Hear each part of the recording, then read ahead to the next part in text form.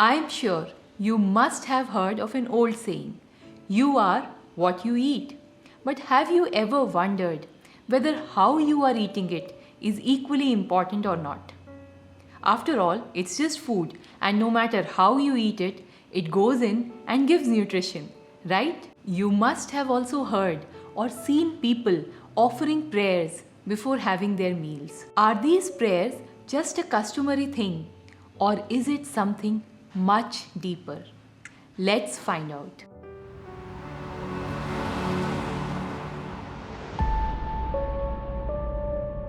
Namaste. I am Gargi and you are watching The Aligned Souls, where we talk about mind, body and souls. Let's jump into the topic. As a kid, I used to see my grandfather offering prayers before his meals. He would sit peacefully and say his prayer.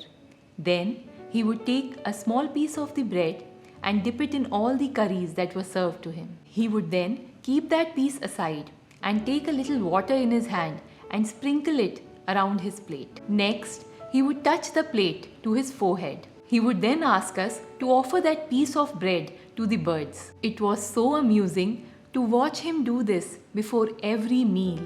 And then we would wait eagerly to get that piece of bread and dash outside to give it to the birds and very excitedly watch them eat it. He also made sure that we offer prayers before our meals. He used to say that one should never consume anything before offering it to God. He mentioned that when birds eat and feel happy, they convey it to God and He in turn blesses us. We all have our unique ways.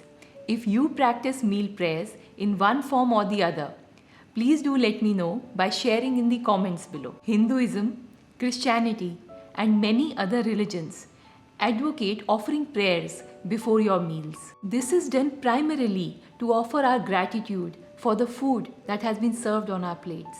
Christians say grace before a meal. We cherish God by thanking Him, and God similarly cherishes us by giving us good health and well-being. In Hinduism, Lord Krishna in Bhagavad Gita, chapter 4, verse 24, shares how eating food is equivalent to performing a sacred act. Hindus perform havan, wherein they make offerings in the holy fire.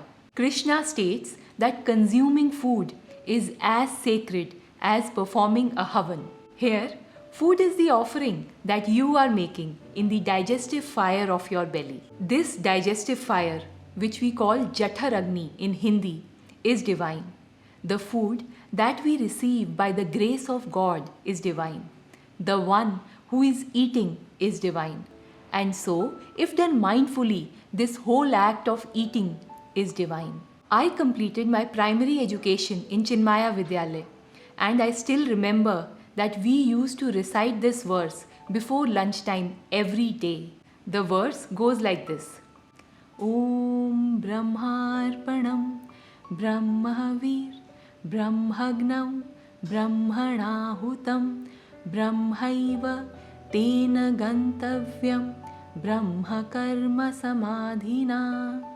Om Shanti Shanti Shantihi. So we see that a simple act of consuming food can become an act of worship and deep meditation when done mindfully. If this resonates with you and you are ready to give it a try, then please do let me know in the comment section below. I would like to share a few do's and don'ts that you should follow while preparing and consuming food. I will also let you know the way we practice these at our home. Always remember that food absorbs energy, and so you should be very mindful while handling food. Always pray and offer gratitude before you consume your meals. It will make you very calm and peaceful, and this triggers the parasympathetic nervous system in our body. It helps with digestion and thus makes us healthier.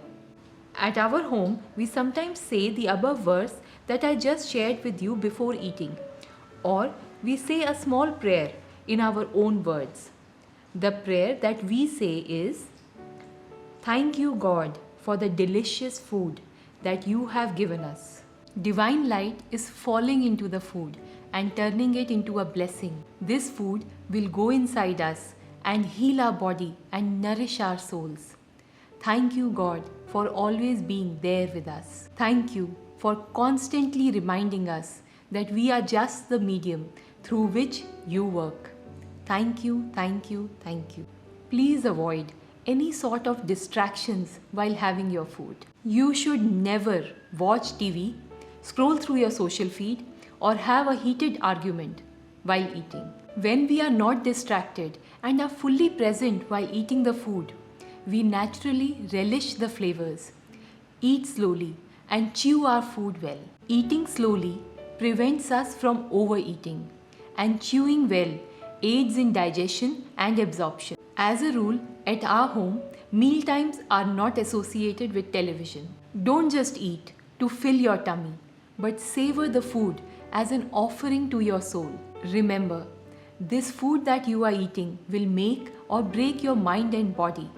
Have it with a lot of love. Never prepare food when you are angry or worried. Always have some soothing music or bhajans playing in your kitchen.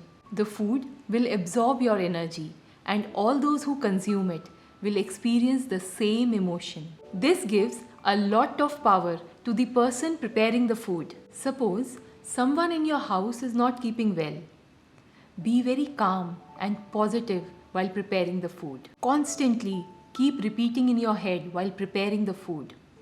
This food is blessed with abundant health. Each one who consumes this is healthy. It works like magic. You have to try it to believe it. Trust me. In case you have a cook, never scold them while they are preparing the food. You don't want to consume the food that is full of the emotion of anger.